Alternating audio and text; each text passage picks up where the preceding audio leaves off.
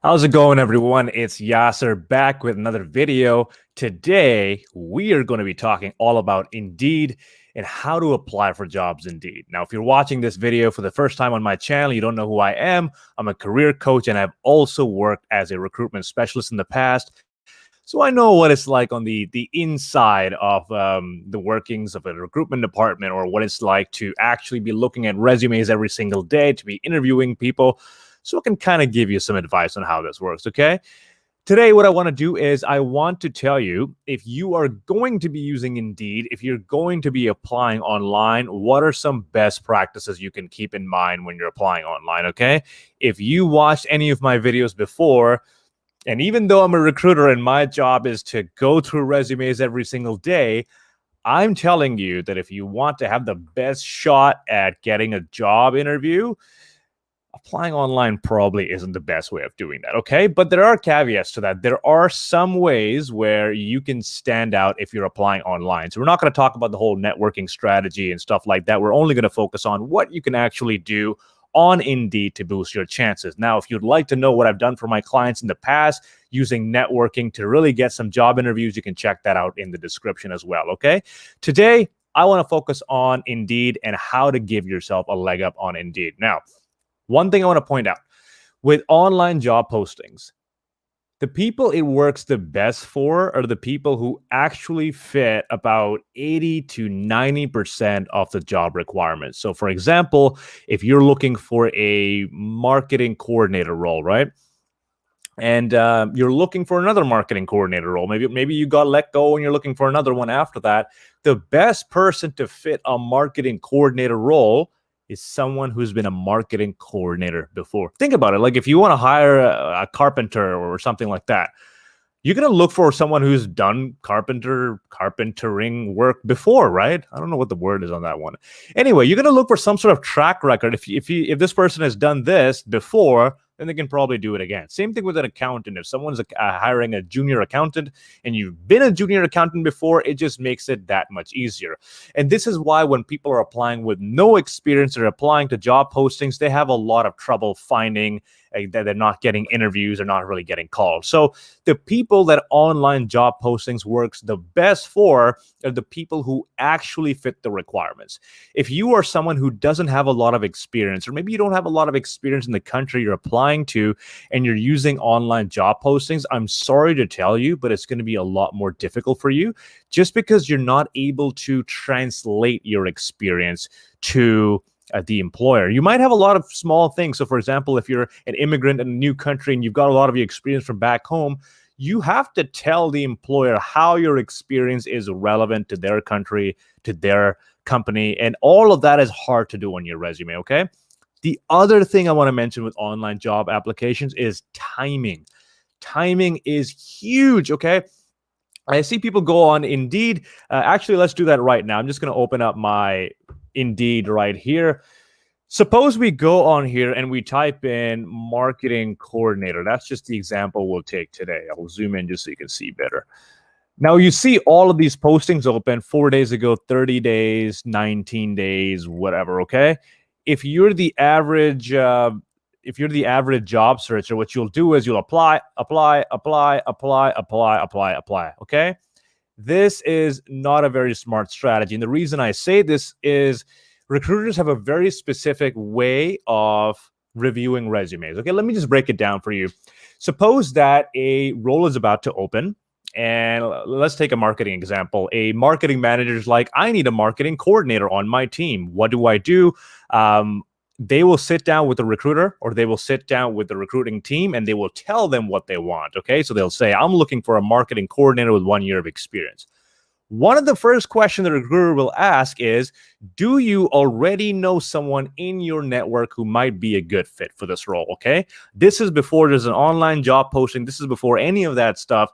If the hiring manager either knows someone who applied before and didn't quite get the job because they refused a job or they found another job, maybe has someone who reached out to them personally, telling them how interested they would be in their company, this will be a good time for the manager to say, yes, I do know someone. And that's why before the job even goes online, there are already people in the pool. So you're wondering, this job just went live today. How do they have 5 people shortlisted? This is because the role has been open internally. The role has referrals. The role has other people who are considering working at that company prior. That's why you have competition, okay? But ignoring that for now. They decide the role, and then the role goes online, okay? Suppose Monday the role goes online.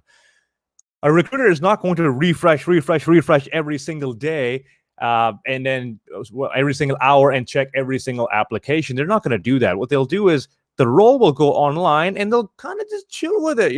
They'll wait. They'll let it sit there on the ATS, let people figure out that the job is online, let applications come in. So if the job goes live on Monday, the recruiter might go back on like a Thursday, Friday, or even the Monday after that, so that there's a big pool of candidates ready to go there, okay?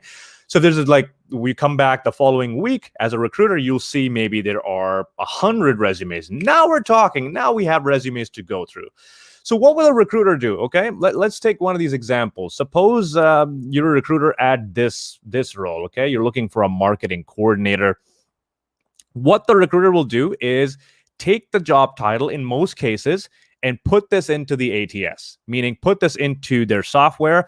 And from those 100 applications, it's only going to show the applications that have the term marketing coordinator.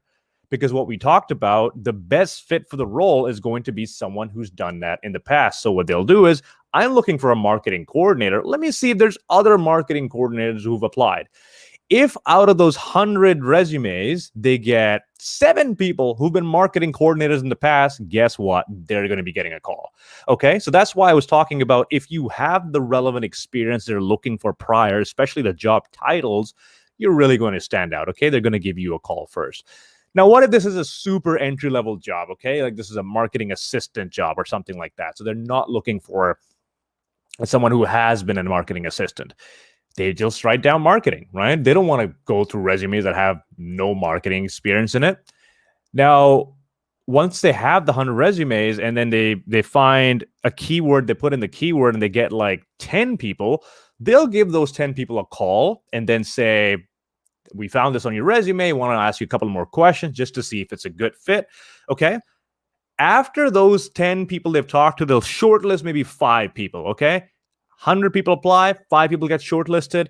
Those 5 people will then be moved on to the hiring manager. Okay. The hiring manager is the person who actually wants the person on the team. So this might be, in our example, the marketing manager. The recruiter will go to the marketing manager and say, hey, I went through these job postings and I saw these people who might be a real good fit for you. Here are the 5 resumes, and here's the conversation I had with them. They'll give a little bit of a summary, and they'll have a back and forth conversation. What did you think talking to this person? What did you think talking to that person? Now, a manager's time is important. They have daily duties on top of interviewing candidates for their team. So they'll say, listen, I don't want to interview all 6 of these people. I think these 3 out of the 5 to 6 people you've given to me seem like a good fit. Let's call these people in for interviews. Now, we've gone from posting the job posting to get all these shortlisted candidates to moving forward to the interview stage. Now that they're interviewing, I don't have to go back and continue screening more people. Okay? If I'm a recruiter and I already have people who are interviewing for the role, I have no reason to continue using the company's valuable resources to pay me as a recruiter to keep looking for more and more and more people, okay? Because I have 5 people shortlisted.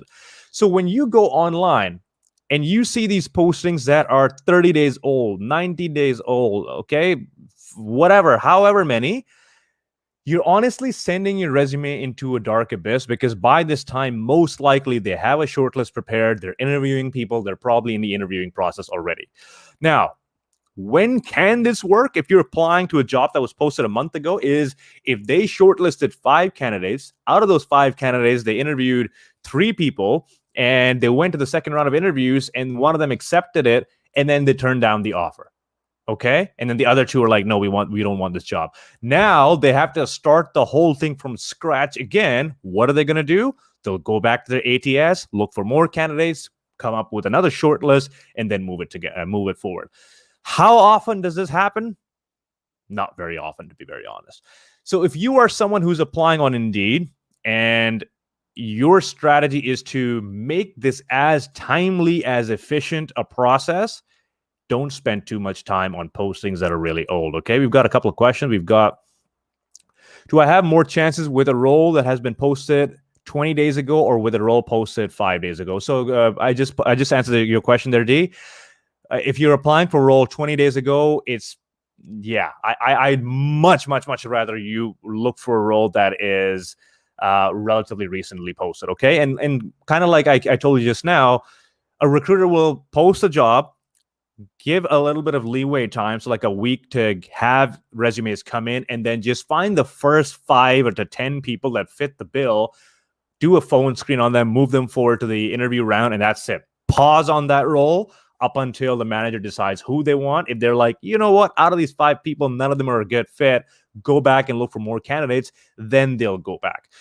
So you're kind of relying on some other candidates to fail and then them to consider you. A much better idea is just make this a practice for yourself. Go on Indeed. The first thing you go, date posted 3 days ago. That should be the first thing you do, okay? These are the posts that you want to consider for your role. These are the ones you want to apply to. Now, here's the interesting thing. I've had a few clients who did exactly this. They went to the Indeed job posting and they called up the person and they said, yeah, I know the job has been posted today, but we actually already have 5 people shortlisted for this position. Right? And the person was like, what do you mean this job was posted today? And the reason that is because these job postings, they have candidates even before the job goes live, because they have internal candidates. They have people from referrals or people who've reached out to them before. This happens so often. Guys, you might think, well, all this networking and reaching out to people, that doesn't work. It takes too long. It really does, because when a recruiter is sitting down with a manager, one of the first questions they'll ask is, do you know anyone in your network? Because if you know someone who's a good fit, we don't have to post this online. We don't have to spend money on advertising to get more candidates if you already know someone who's a good fit, okay? So by the time this post goes live, sometimes they already have candidates that are ready to go, which is why the whole online job posting thing is kind of a gamble as well. Like, you either hit the lottery or you don't. But suppose we're talking about best practices here, okay? The timing is going to be super important. The first thing is going to be the fit. Do you actually fit the requirements, okay? So let's see. Wow, great job posting, by the way. Just 5 points here. Fantastic. Whoever's a recruiter for this role, great job. I'm being sarcastic. That's a terrible job posting. Now, let's look at this one here, okay? They've got some responsibilities. If you are applying to an online job posting, yes, a lot of people say even if they're asking for 2 to 3 years, you should still apply. And I agree with that. But realistically, your chances of getting a call, they depend on how many other people are more qualified who applied, how many people who actually have these requirements have applied, what kind of competition do you have. You might get a response, but most likely you'll be successful if you actually have what they're looking for, okay? So here they're looking for someone who's planned, posted social media content, blah, blah, blah, blah, blah, blah, blah. Now, what most people do is I'll go to another job posting. They'll go to the, what is it? Blah, blah, blah. Okay, so they'll go to these right here. Good communication skills, good organization skills, good creativity. And their entire resume will just be addressing these things, okay? These things are mostly outlined in the interview process, okay? There's no way for me to tell how good you are at organizing, multitasking by you just telling me on your resume. I mean, yeah, you can tell me how organized your resume is, but it doesn't really tell me a whole lot about your experience, because I'm going to ask you that in the interview.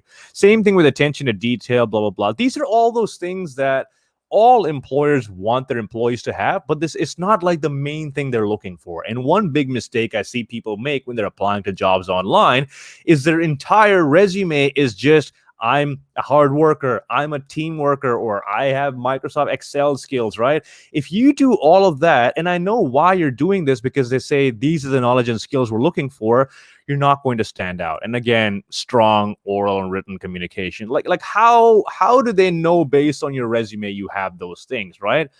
What you really want to be focusing on is your actual day-to-day responsibility. So these things, what will you actually be doing on the job? This is what you want to address on your resume. These are the things you want to show them, because suppose that I am looking for a sales and marketing coordinator in this role. Let me just open up here. If I'm looking for a sales and marketing coordinator, first thing I'll do is look for someone who has marketing coordinator or sales coordinator on their resume. Okay. Take 100 resumes, put that down to like 5. And then what I'll do is I'll look for your resume and I'll see, has this person done any of these things that are required in the job?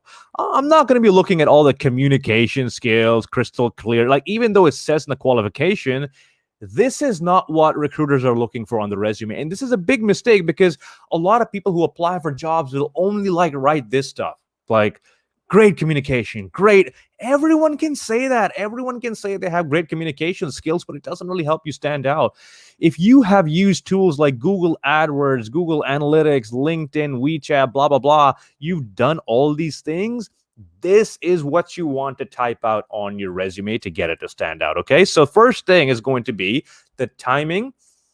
When you apply to jobs, first 5 days. Okay. First 5 days, you see the job opening. And I'll talk about what to do after that as well. That's when you should be applying. The second thing you want to do is, are you actually a good fit?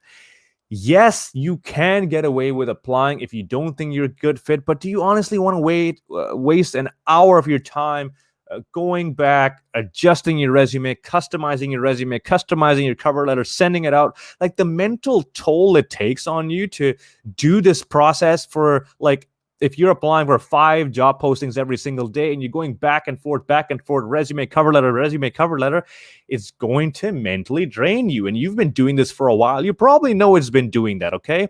I would rather you apply to places that you are actually going to be a good fit for, okay? Sure, shoot your shot, but I don't recommend it. Pick the things that you actually think you're a good fit for. Go ahead and apply to those, okay? We talked about timing. We talked about the fit. And we've talked about how to actually tailor your resume. The other thing I want to mention is, now suppose you've done all of these things before, okay? Recruiters sometimes can get a little lazy, okay? Not all recruiters are made the same way. So for example, if the role says marketing coordinator, right? The recruiter might just write marketing coordinator and search for that term. If your title was something like events and marketing coordinator, or event and communication coordinator, but you've done the exact same job responsibilities, because the recruiter only typed in marketing coordinator, your resume is not going to show up on the ATS because you don't have the keyword marketing coordinator on there, even though you've done everything they're looking for. Okay. This is some weird, twisted way the ATS works, but honestly, that's just how it works. I myself have personally missed out on some good candidates because their job title was different than what I was looking for. So depending on how thorough the recruiter is, your resume might or might not show up because of the job title you have. So let's take the example. Suppose you've done all of these things, but your job title was events and communication coordinator. Okay. In your resume, in brackets after that, you can write marketing coordinator, just so you're connecting the dots for the recruiter that, hey, listen, even though I was a communications specialist, I've done everything you're looking for, and I was technically a marketing coordinator, okay? I've seen a lot of success with this. I can't tell you how many people have done this just so their keyword is on their resume shows up in the actual system, and they get a call, okay? So if you're seeing that you don't have the actual job title, but a lot of the responsibilities are asking for, you've done those before, put the actual job title in brackets next to your job. Believe me, it's going to help. The other thing you can do is, if they're asking for specific things like Google AdWords, blah, blah, blah, all these things, have these on your resume, because you never know which job title or which keyword the recruiter is looking for. They might come in and just write marketing coordinator, but maybe the hiring manager said, listen, we want a marketing coordinator, but we absolutely want someone who has used Zapier, okay? Or we absolutely need someone who's used MailChimp. So what the recruiter might do is write marketing coordinator and MailChimp to only show the resumes that have these two words in there. We can do multiple combinations. Believe me, guys, these ATS, they're pretty smart software, okay? So there's a lot of customizability there. If you want to give yourself the best shot, okay, I want to summarize this for you. The timing is super important. First 5 days, that's when you want to apply for the job, okay? If it's 20 days old, sure, apply for it. I just don't recommend it because the odds of success, if you go to the average job posting on Indeed, on LinkedIn, it has like 200, and I think it caps at 200 because then the number keeps going up. Do you want to be another number in those 200, 300, 500 people? If you do, great, go ahead. I just think you'll be wasting your time, okay? Every single day, I would honestly 1 or 2 job postings max. Because by the time you go, you look at the job posting, you look at what they're looking for, you customize your resume, you go back, you send it. And let's be honest, you're probably not going to hear back anyway. Like if you're doing all of that every single day, it's going to take up a lot of your time. And if you do that every single day, your motivation is going to die down. You're going to feel worse about the process. You'll get demotivated. That's why I don't recommend online applications as a primary strategy. I say if you have the time and you're doing a lot of networking things and you see something come up, sure, send something over. Now, the most important part is don't stop here, okay? Don't stop after applying. Done. Just pray to God someone responds to you and you're that lucky person who gets called back. No, I want you to find out who posted the job, which company posted it, which team the role's on, find the hiring manager for that. I've got a whole tutorial on that on my channel. It's called How to Network for a Job on LinkedIn or something like that. It's a 15-minute video. Guys, I've broken the whole process for you. Check that out on my channel, okay? So what you want to do is you want to find out who's the hiring manager, who's on the team, reach out to them, tell them, hey, I'm really interested in your company. Love to learn more about what you're doing on a daily basis, okay? Guys, try this out. Believe me, you will have more luck. I hope this helped you out. I'm going to answer the phone. See you guys later. Take care.